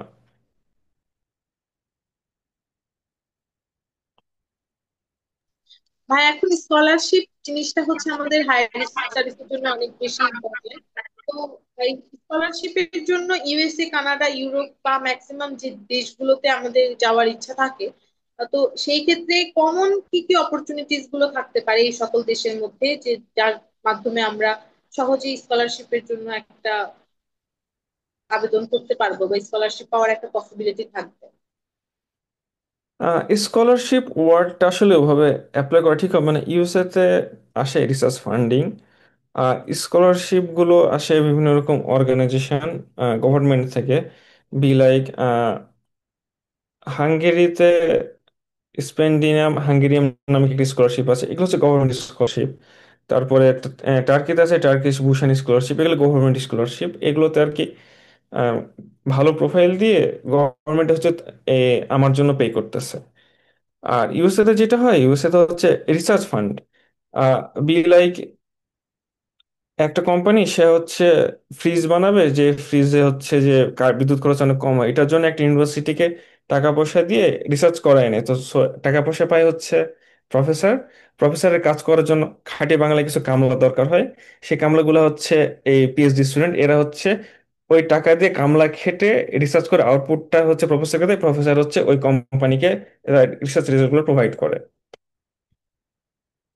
সো যেগুলো গভর্নমেন্ট স্কলারশিপ ওগুলোর জন্য কম্পিটিটিভ প্রোফাইল, আর যেগুলো হচ্ছে রিসার্চ ফান্ডিং এগুলোর জন্য হচ্ছে প্রফেসর ঠিক যেরকম ধরনের স্টুডেন্ট দেখছে আমাকে ঠিক সেভাবে ফ্রেম করা প্রফেসরের কাছে, যেন প্রফেসর দেখে মনে হয় না এই স্টুডেন্ট আমার জন্য পারফেক্ট।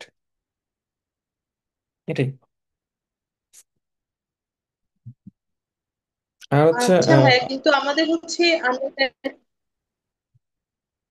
হ্যাঁ কন্টিনিউ করো। আন্ডার গ্রাজুয়েট চলাকালীন সময়ে তাহলে আমাদের স্কলারশিপ পাওয়ার জন্য কি কি প্র্যাকটিক্যাল স্টেপস নেওয়া যেতে পারে? কারণ অনেক স্টুডেন্ট স্কলারশিপের উপর খুবই হাইলি ডিপেন্ডেন্ট হয়ে পড়ে হায়ার স্টাডিজ এর জন্য। তো সেক্ষেত্রে প্র্যাকটিক্যাল স্টেপ গুলো কি কি হওয়া, মানে কি কি নেওয়া যেতে পারে যার জন্য আমরা ওই গভর্নমেন্টাল যে স্কলারশিপটা আছে ওটা সহজেই অ্যাচিভ করতে পারবো? আহ, আচ্ছা, গভর্নমেন্ট স্কলারশিপের ক্ষেত্রে সব থেকে ইজিয়েস্ট হচ্ছে আহ, সবগুলো গভর্নমেন্ট স্কলারশিপের লিস্ট তৈরি করে কমন কমন যে জিনিসগুলো আছে ওদের ক্রাইটেরিয়া দিয়ে দেয় যে আমরা এই ক্রাইটেরিয়ার উপর বেস করে আমরা হচ্ছে স্কলারশিপ গুলো দিব। সো যেসব 4-5টা গভর্নমেন্ট স্কলারশিপ সিলেক্ট করে সেই ক্রাইটেরিয়া গুলো যেগুলো চাচ্ছে সেগুলো দিয়ে আর কি নিজের প্রোফাইলটা বিল্ড আপ করা, ওইগুলোর উপর ফোকাস করা। এই ক্রাইটেরিয়া গুলো আসলে প্রত্যেকটা ডিপার্টমেন্ট ওয়াইজ আলাদা আলাদা হয়ে থাকে।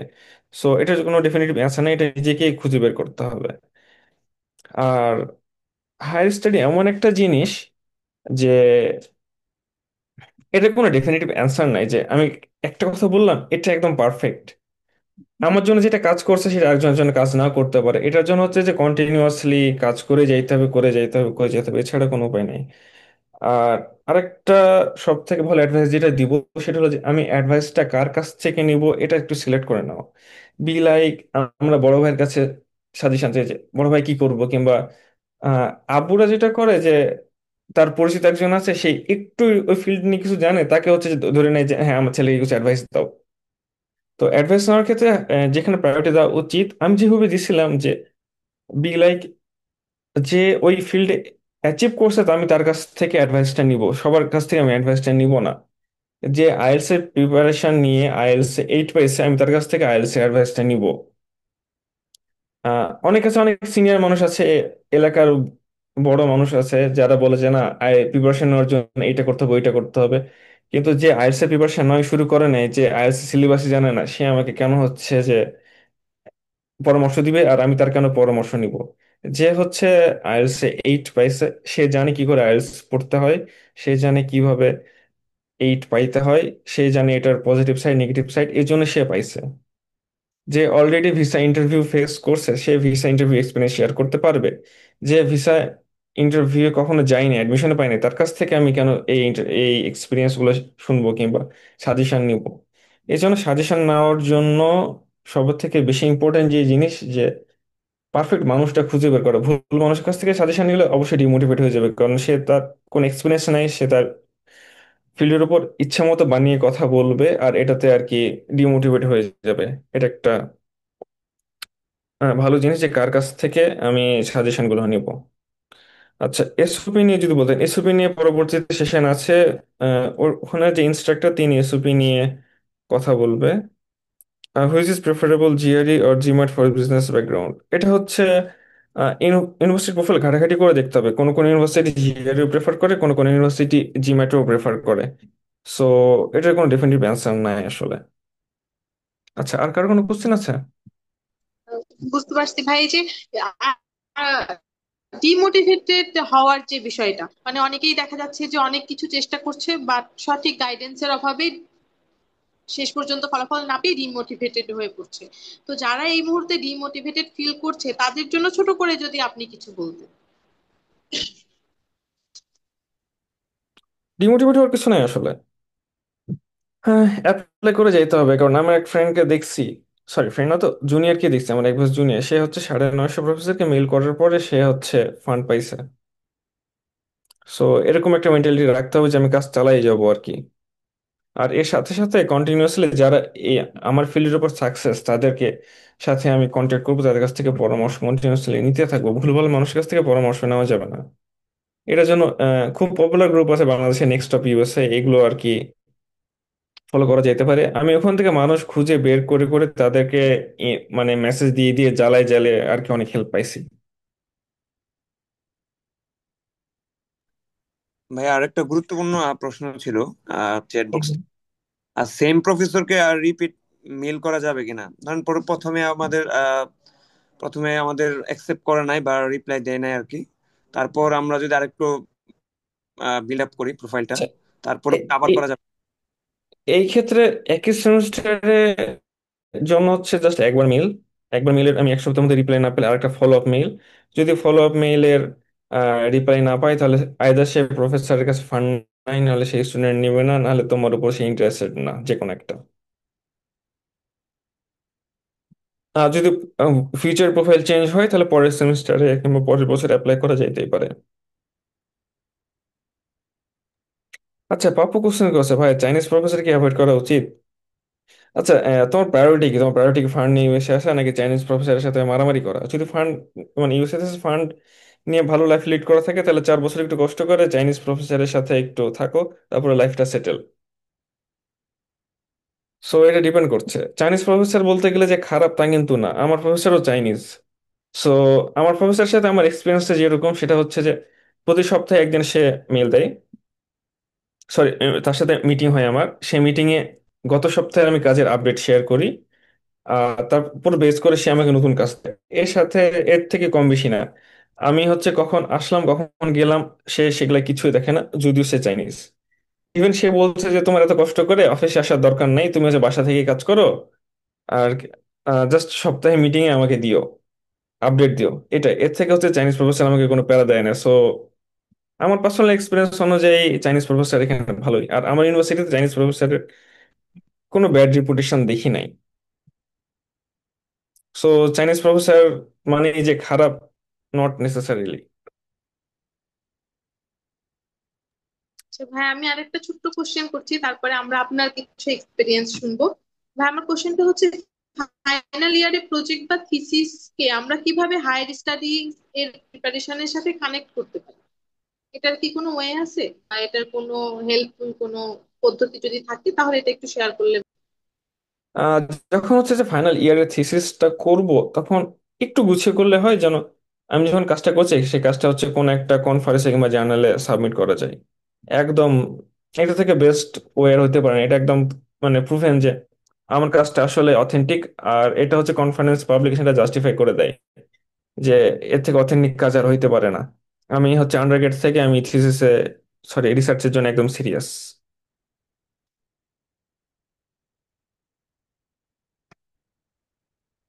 এই তো।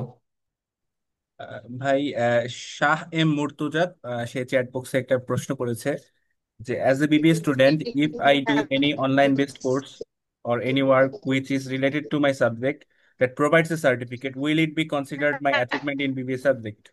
এখন আহ এটা ডিপেন্ড করছে সাবজেক্টটা, সরি, কোর্সটা যদি খুব হাই র্যাঙ্ক হাই ভ্যালুড হয় তাহলে ঠিক আছে। বি লাইক এমআইটি কিছু কোর্স অফার করে, তারপরে এমআইটি ওপেন কোর্স ওয়্যার, তারপরে স্ট্যানফোর্ড ওপেন লার্নিং এর কিছু কোর্স অফার করে। ওসব কোর্স করলে সেগুলো ঠিক আছে। কিন্তু ফেসবুকে, টেক্সটবুকে, ইউটিউবে অনেকে কোর্স করে বাঙালি টাঙ্গালি, নাম নাই কথা নাই, তার কোনো লাইসেন্স নাই, সে লাইসেন্স ছাড়া কোর্স করায়, এগুলো ইউজলেস।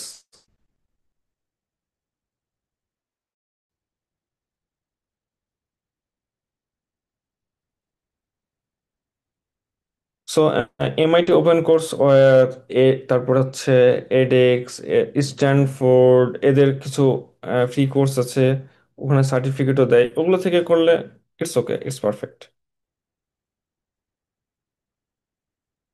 কিন্তু হচ্ছে যে ইউটিউবে হচ্ছে যে কিছু বাঙালি আছে যে এক্সেল শিখায়, তারপরে কেমনি কি করতে হয় শিখায়, শেখানোর পরে একটা সার্টিফিকেট দেয়। এগুলোর কোনো ওয়েট নাই, ভ্যালু নাই। আচ্ছা, আমি হচ্ছে 12টা 20-এ আমাকে যাইতে হবে। আর 7 মিনিট আছে, কারো কোনো যদি ফাইনাল কোনো কোশ্চেন থাকে।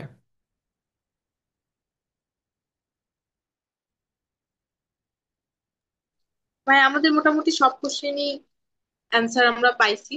তো অসংখ্য অসংখ্য ধন্যবাদ জানাই আপনাকে আজকের অনুষ্ঠানে আমাদের মাঝে এসে উপস্থিত হওয়ার জন্য, আর আমাদের এত এত কোশ্চেনের অ্যান্সার গুলো এত সুন্দরভাবে দেওয়ার জন্য। আমরা এমনিও অনুষ্ঠানে প্রায় একদম শেষ পর্যায়ে চলে আসছি। আশা করি আমরা আমাদের সবার প্রশ্নগুলোরই উত্তর পেয়ে গেছি। নতুন একটা কমেন্ট আসছে, আমরা একটু চেক করি যে কি কমেন্ট আসছে। আচ্ছা, লিঙ্কডইন প্রোফাইল মেইনটেইন করা এবং পাশাপাশি পোর্টফোলিও মেইনটেইন করা কি এক্সট্রা বেনিফিট দিবে প্রফেসর খুঁজে পেতে অথবা অ্যাপ্লিকেশনের পরে সিলেক্টেড হতে? ভাই এই প্রশ্নের উত্তর যদি একটু দিন। হ্যাঁ, প্রফেসররা মূলত হচ্ছে লিঙ্কডইন আর টুইটারে হচ্ছে তাদের ভ্যাকেন্সিটা পোস্ট করে থাকে, সেজন্য এটা অনেক ইম্পর্টেন্ট। আচ্ছা ভাই, এখন আপনার ইউএসএ তে পড়াশোনার অভিজ্ঞতা আর বাংলাদেশে পড়াশোনার অভিজ্ঞতা, এই দুইটার মধ্যে ডিফারেন্সটা যদি আমাদের একটু বলতেন, যেন আমরাও একটু মানে বিদেশে যাওয়ার জন্য বেশি মোটিভেটেড হই। বাংলাদেশে হচ্ছে যে সেমিস্টারের শেষে লোড, আমার যে অভিজ্ঞতাটা হয়েছে যে পুরো সেমিস্টার ধরে পড়ে একটা দুটো সিটি দাও, তারপরে সেমিস্টার ফাইনাল। আর আমাদের এখানে সেমিস্টার ফাইনাল বলে কোনো কিছু নাই, আর এখানকার এক্সাম বলে কোনো কিছু নাই। আমি এখানে তেমন কোনো এক্সামও দেই নাই। পুরা লোড হচ্ছে ইকুয়ালি ডিস্ট্রিবিউট করা, লোড এমন ভাবে ডিস্ট্রিবিউট করা যে তুই না শিখে কই যাবি, এরকম একটা অবস্থা। সো এদের এখানকার মিড টার্ম এক্সাম বলতে 10টা পেপার দিয়েছে, 10টা পেপারের উপর রিভিউ করে তুমি কি শিখলা সেটা লিখে দাও, এটা হচ্ছে মিড টার্ম এক্সাম, এরকম ধরনের আর কি। ফাইনাল এক্সাম একটা কমপ্লিট একটা হাই এন্ড প্রজেক্ট, যেটা তোমার প্রজেক্ট করে সাবমিট করতে হবে। প্রজেক্টের খুব টপিকগুলো হয়তো প্রফেসর তার রিসার্চের একটা পোর্শন থেকে দিয়ে দিবে, তাহলে তোমার হচ্ছে যে যেহেতু তার ইউনিক কাজ, এটার কোনো অ্যান্সার নাই কোনো দুনিয়াতে, কথা তোমাকে খাটাখাটি করে আর কি বের করতে হবে, এছাড়া কোনো উপায় নাই। সো ইউএসএ আর বাংলাদেশের এটা এরকম যে বাংলাদেশে খালি ডেফিনেশন মুখস্থ করলে হয়, আর এখানে বি লাইক তোমার ডেফিনেশন বানাইতে হবে কোর্স ওয়ার্ক হিসাবে।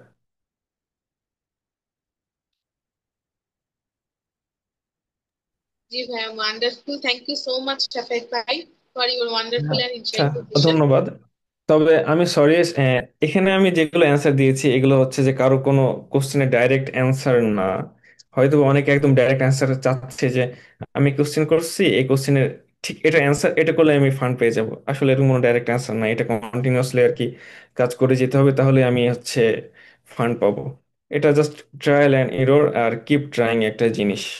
এটার কোনো লাইক এমন কোনো ওষুধ নাই যে আমি তাকে দিলাম সে গুলে খেয়ে নিলে সে ফান্ড পেয়ে নিল, এই টাইপের কিছু না। এটা কন্টিনিউয়াসলি ট্রাই করতে করতে আর কি শিখতে হবে। আর শিখতে শিখতে এটা অ্যাপ্লাই করতে হবে নলেজগুলো, দেন আমি হচ্ছে অ্যাডমিশন ফান্ড স্কলারশিপ এগুলো পাবো। এই তো। জি ভাই, বুঝতে পারছি। আপনার পুরো সেশনটাই আমাদের জন্য অনেক বেশি ইনফরমেটিভ ছিল।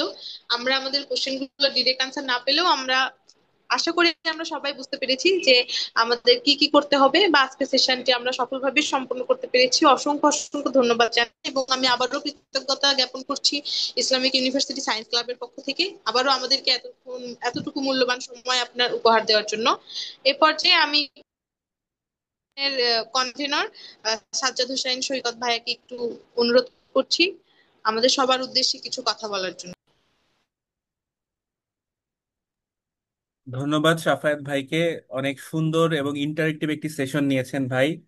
আমাদের অনেকের মাঝে অনেক রকমের প্রশ্ন ছিল, ভাই আমাদের সেই উত্তরগুলো দিয়েছেন।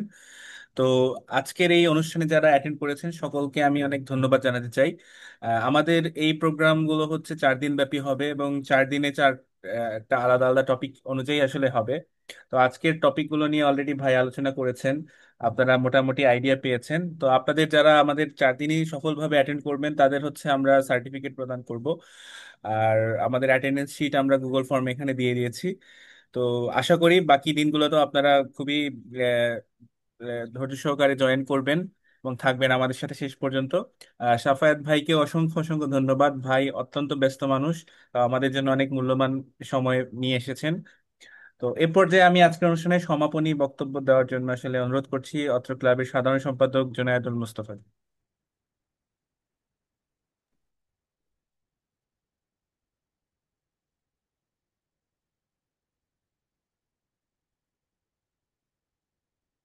ধন্যবাদ সাজ্জাদ হোসেন সৈকতকে।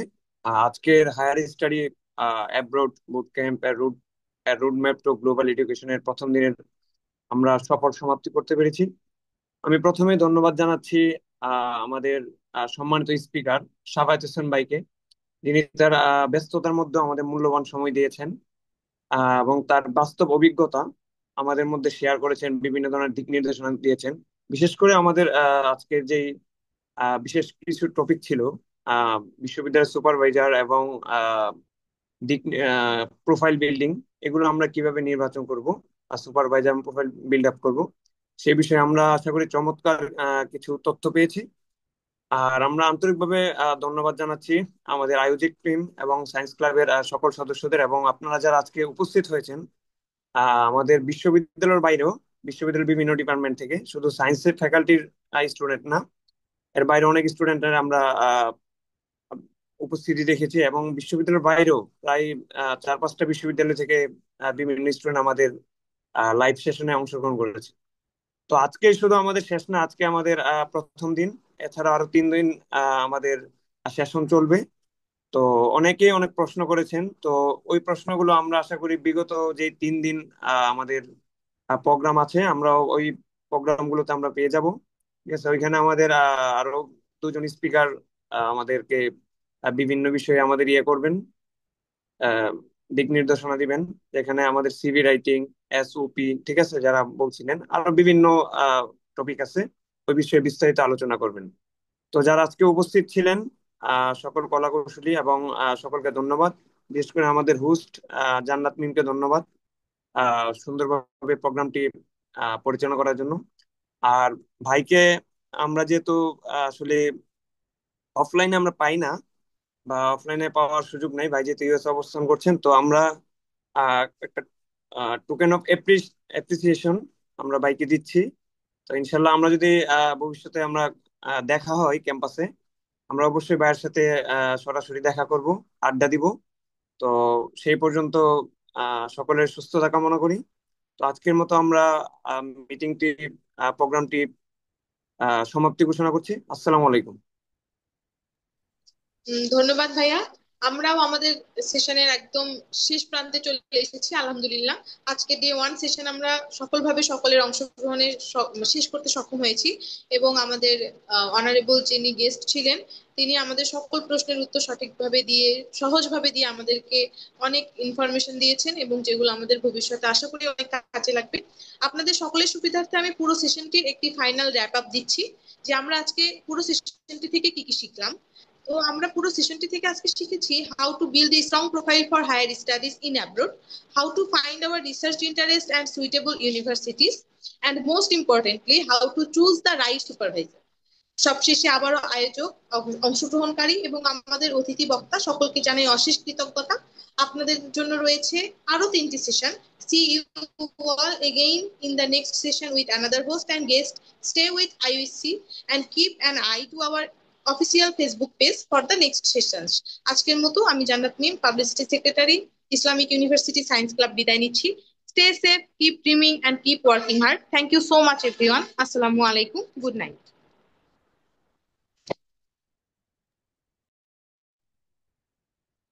আরেকটা ছোট ইনফরমেশন আমি একটু দিয়ে রাখি, আগামীকাল এবং পরবর্তী সেশন গুলাতে আপনারা কিন্তু সেম লিংকের মাধ্যমে জয়েন করতে পারবেন। সো আশা করি সবাই মেইলে লিংক গুলো পেয়ে গেছেন। তো ইনশাল্লাহ আমাদের বাকি 3 দিন দেখা হবে সবার সাথে। ধন্যবাদ সবাইকে।